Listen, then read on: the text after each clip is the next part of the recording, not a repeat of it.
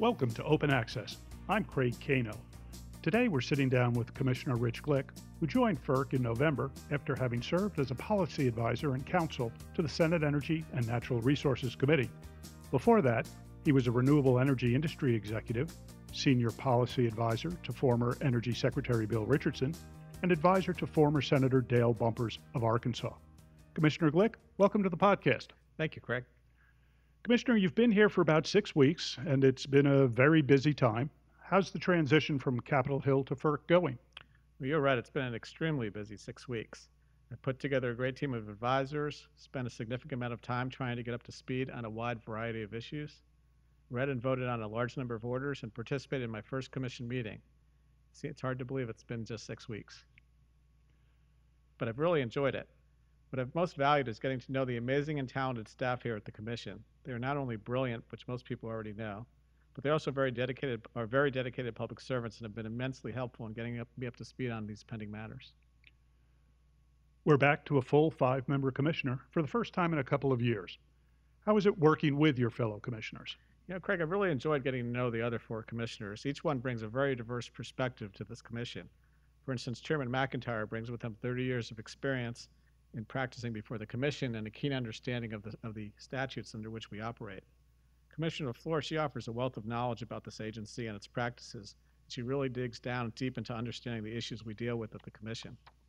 Commissioner Chatterjee, who I knew a bit from Capitol Hill, he has great people skills and the ability to work with the entire ideological spectrum to reach a consensus-based solution on difficult issues, and I think that's going to come in very handy.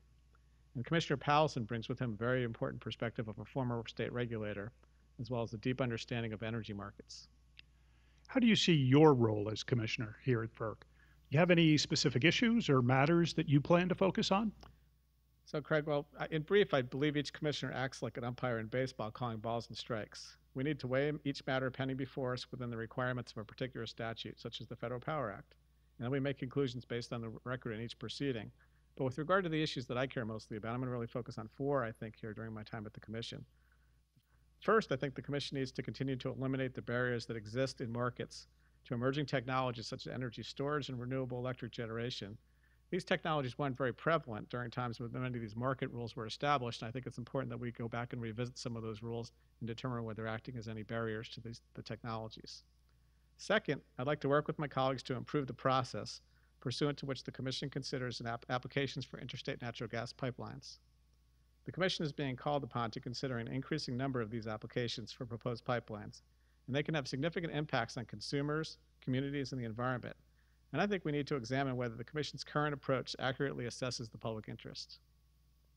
Third, I want to support the very important work done by the Office of Enforcement here at the Commission. We rely on competitive electric markets to establish just and reasonable rates, which is the right thing to do, I think.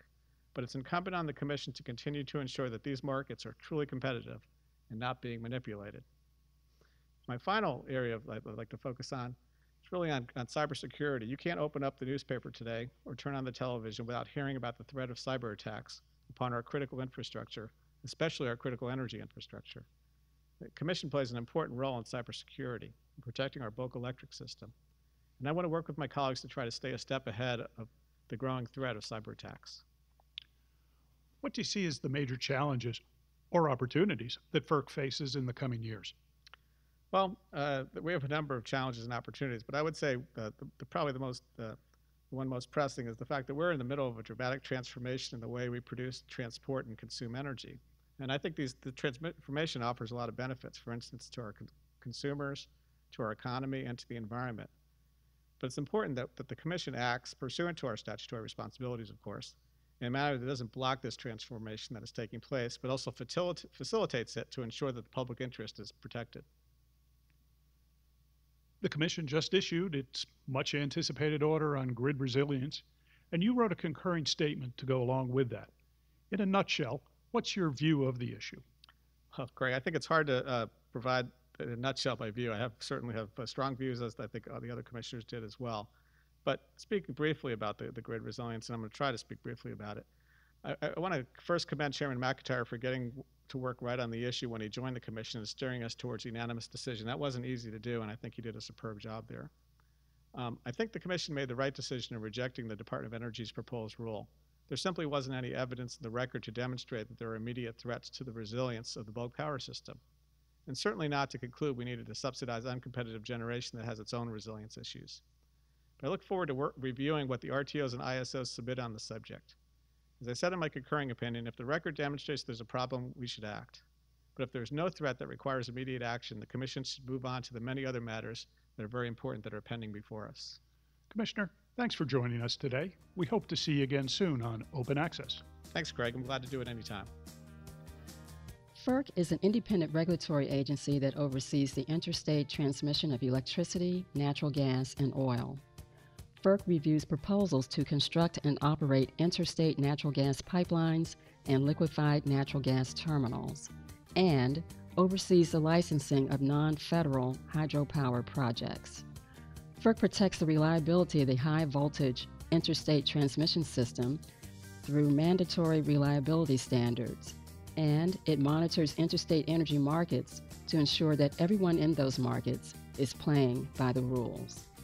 Unless otherwise noted, the views expressed in these podcasts are personal views and do not necessarily express the views of individual commissioners or the Commission as a whole. This podcast is a production of the Federal Energy Regulatory Commission's Office of External Affairs. Leonard Tao, Director.